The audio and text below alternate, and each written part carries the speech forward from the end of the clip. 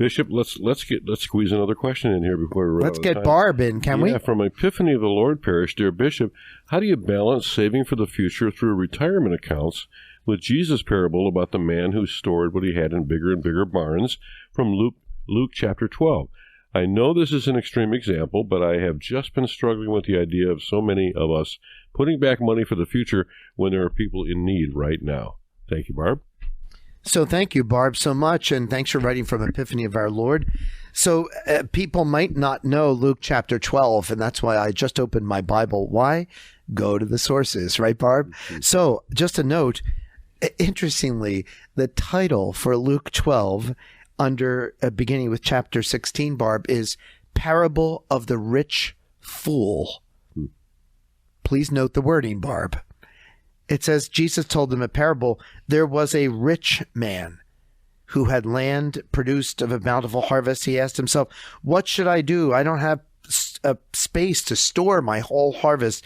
So he said, this is what I'll do. I'll tear down my barns and put up larger ones. Then I'll store all my grain and other goods. And I'll say, now as for you, you can have so many good things stored up for so many years. Rest, eat, drink, and be merry. Well, Barb, that's not all of us. And Jesus fundamentally is saying these are people who take the collection of goods at a higher reality than responsible stewardship. So I would humbly throw back at you the very next, all in chapter 12 now, Barb. In chapter 12, in verse 22, the title is Dependence on God. And then it goes on. He said to his disciples, I tell you, don't worry about your life and what you'll eat or your body and what you'll wear. Well, that doesn't mean we shouldn't buy clothing, right? It means we should be prudent stewards of what we have and of our resources.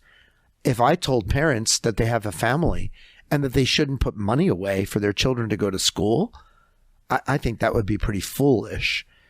And I don't know if it's significant for you, but the fact that the title says the rich fool. So, Barb, it's that we shouldn't be foolish, but we should be good, responsible stewards of creation, of our money, and of recognizing what we are responsible to do, especially in our vocation, if we are parents, for example. Thank you. Great.